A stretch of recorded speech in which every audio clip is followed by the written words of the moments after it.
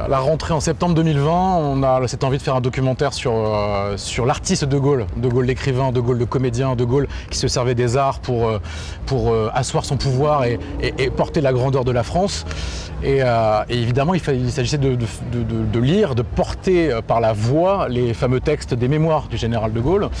Et là, j'ai réfléchi et je me suis dit, Delon, évidemment, Delon. Alors, au début, on se dit que c'est un peu un rêve.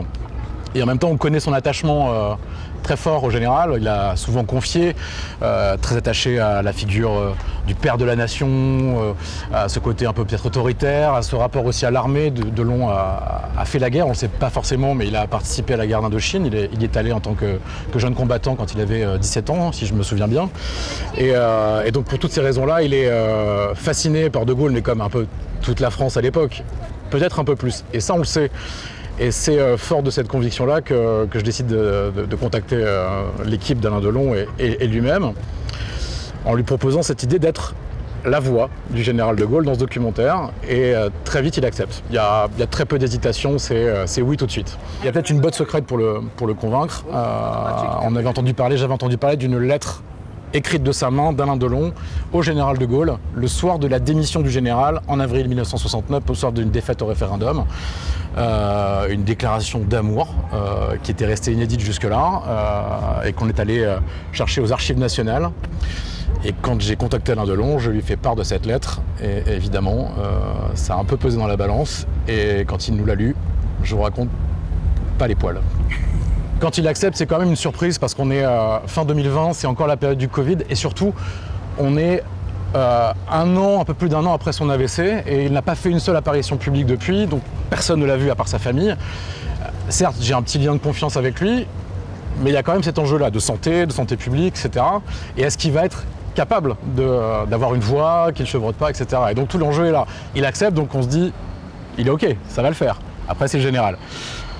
Et donc ça commence par cette acceptation et le rendez-vous est très vite fixé et on doit le retrouver dans sa résidence à Douchy.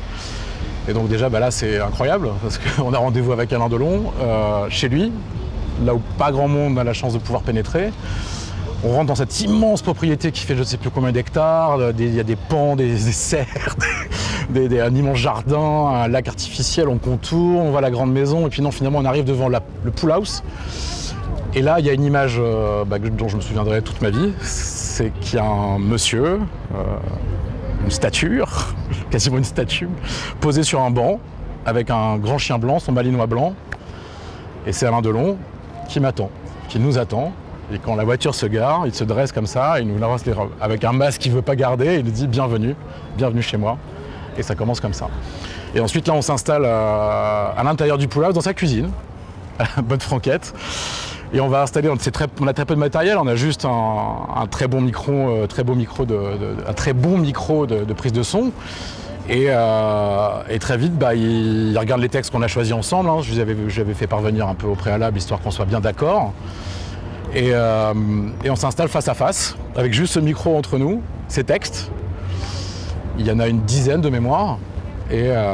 Et ça commence comme ça. Et il commence à les lire, il teste un peu sa voix, c'est un peu difficile au début, il se chauffe, il rouspète, je vais pas dire, mais de temps en temps des éclats de voix en disant « Ah, ça va pas !» Et puis il commence à se chauffer, et il commence à rentrer dans la peau du général, si je puis dire, si c'est possible. Et là, c'est là notre moment très fort pour moi, c'est qu'en fait là, il commence à se sentir à l'aise avec les textes, qu'il connaissait déjà. Et là, il se tourne vers moi, il me fait « Est-ce que ça te va? Tu veux quoi? Tu veux plus? » Et donc là, je réalise, déjà, il m'a fait un beau cadeau en acceptant de prêter sa voix, mais en plus, il m'autorise à le diriger. Et là, je me dis « Waouh !»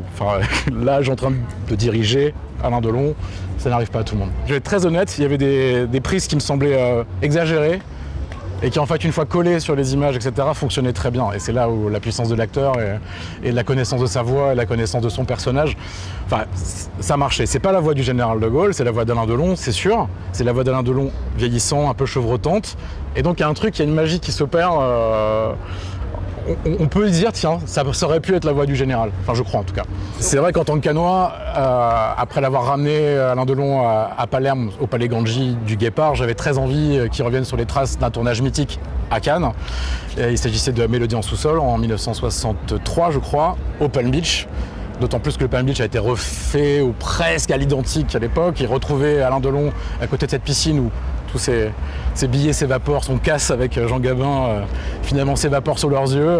Le retrouver là quelques dizaines d'années plus tard, ça aurait été assez magnifique. Malheureusement, les travaux du Palm Beach ont été un peu trop longs et Alain Delon nous a quittés.